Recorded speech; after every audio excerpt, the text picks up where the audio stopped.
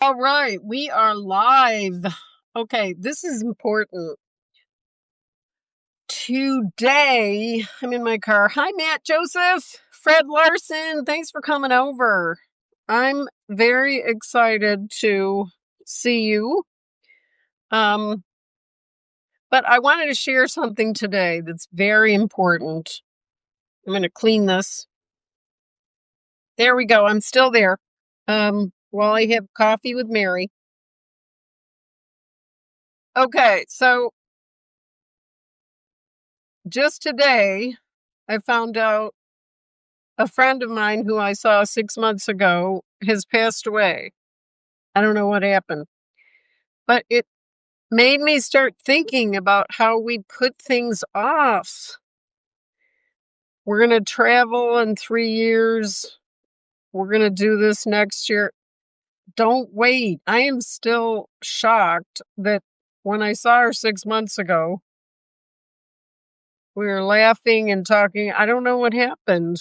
I'm trying to find out, but I just got a notice that I was being invited to her memorial. And I'm like, what? This can't be the same person. I thought she was in good health. She's younger than me. So that's another thing.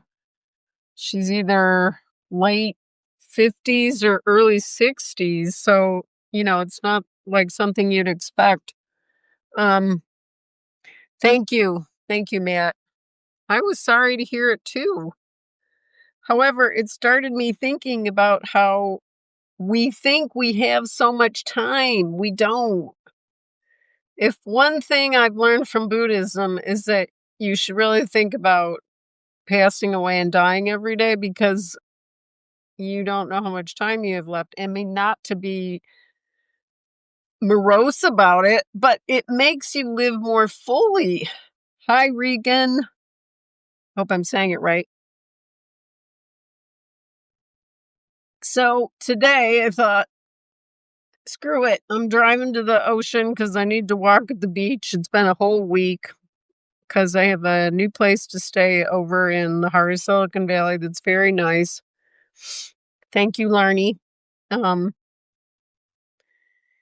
so I've been over there working and being closer to my son and walking our dog and things like that. But this has really hit me about thinking you have all the time in the world and you don't. We don't know how much time we have. I mean, it's something that you kind of push away, but I'm going to be 70 in 5 months. And so I'm thinking about it more because, when people younger than you start passing away, I mean, I've lost both my parents, and a sister and many other people. You start to think, I'm next. So it's a good thing to think about because it makes you go, I better do that thing that I've been thinking of. Like somebody said, oh, you're so lucky to travel. It doesn't really have to do with luck. It has to do with the fact that I value experiences more than having a big real estate portfolio and a lot of things.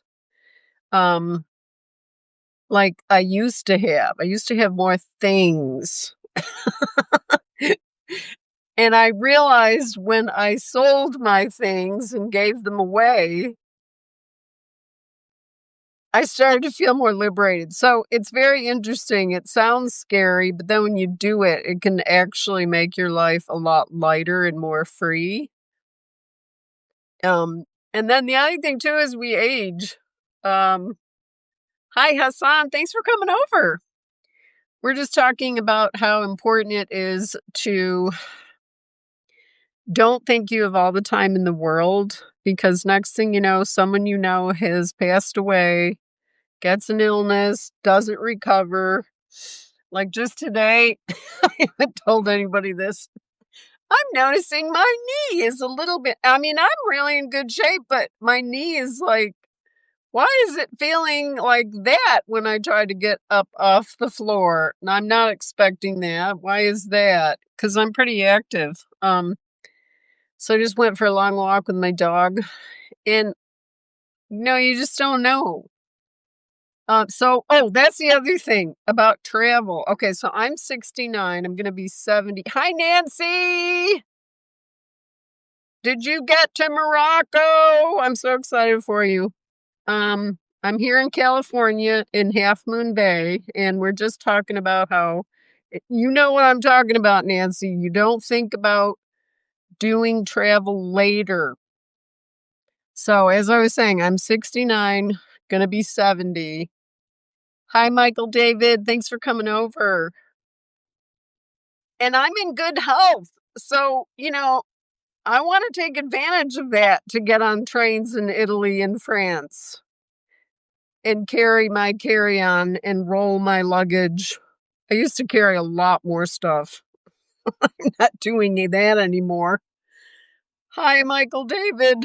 So that's the thing. It's like, now I'm not anticipating that I'm going to be out of shape because I keep moving, and you can keep moving into your 80s and 90s. And I know people in their 80s and 90s that are very on the go. So that it doesn't mean you can't age well. I don't have time to age, actually. I've got so much going on.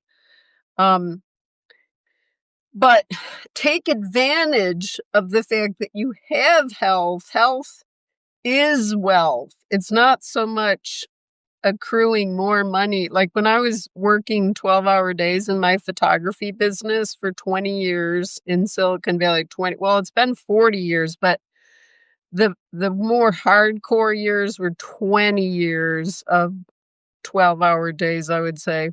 And I did well, and had a lot of fun and did some fancy, luxurious trips. But now that I'm traveling in this slow traveling way, I don't have to just go on a fancy luxury trip for 2 weeks. I can be gone for 3 months or 6 months or 10 months. And so that's what I've been doing. But don't wait, because people say, oh, I'm thinking of doing it next year. It's like, oh, next year sounds really far away. Hi, Beth. Thanks for coming over. Even next year, you can tell yourself you're going to do things. Oh, and the people that I've done consultations with recently, everybody's over age. Hi, Beth. Everybody's over age 50. A lot of people are over age 60. And all of them that I've consulted with lately are women who are taking solo trips to Europe, other people thinking about Asia, which I have a lot of experience in. I one time spent 18 months in Asia, 6 different countries, without coming back to the USA. Vivian, hey, thanks for coming over. We're just talking about the importance of traveling now, not later, and really anything that you do, because if you think you have time, you usually don't. I mean, and so someone was going to do a consultation with me about going to Italy, because Italy is one of the countries that I have expertise in. Hi, Matt Joseph. Die with Zero. Yeah, I like that one. Yeah, I read some parts of that, not the whole book, but I really like that. Oh, there was another one, Die Broke. That's the one I read. That's from about 20 years ago. That was a bestseller. And so, when say you're on your deathbed, are you thinking about your stuff? You're thinking about your experiences. And I've been with both my father and my mother as they were passing away on their bed, about to leave this world. And they weren't thinking about their stuff. I could tell. And I cherish those moments. But it made me see that it's like, okay, I'm next. So what's the important thing I can do? Value experiences over things, because those are the treasures in life. So, and that's what makes it exciting to look back and think about things that you've done, and also things that you're going to do, because, hey, I'm healthy. Let's take advantage of the health that we have right now and not assume that that's going to continue every day. We don't know what's going to happen tomorrow. We don't know what people are going to be passing away that we know, or even ourselves. You don't know when it's going to happen. This pizza's really good. Um, so value experience over life. That's right, Vivian. It really is true. So if you're planning to do something, don't put it too far out into the future because oh, I didn't finish that thought. So someone was going to consult with me about Italy because I've been 8 times and I do help people with their itineraries in Italy in my consultation. So if you need help with that, let me know. I'll put the link below.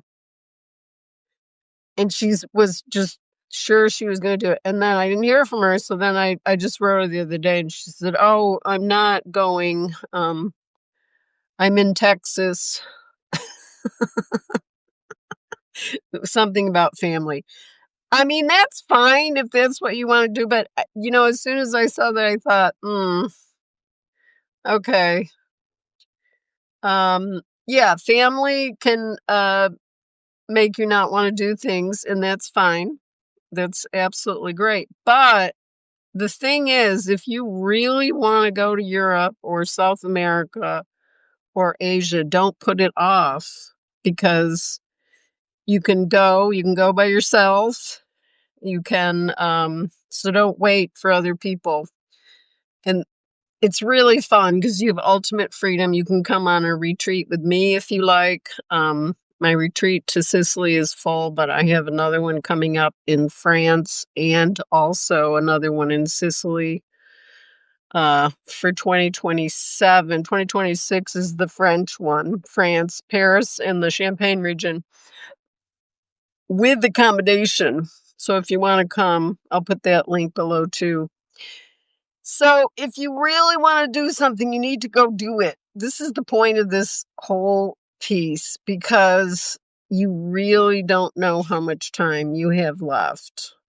And it's not something to be sad about. It actually can be the impetus to make you live more fully because every day is really precious. So I came over to Half Moon Bay with my dog because it had been a whole week since I'd been at the ocean and I really needed to do it. So thank you for coming over. I really appreciate your presence here. And thank you. Yeah. The business of life is the acquisition of memories. Well, I'm working on it. That's my main job.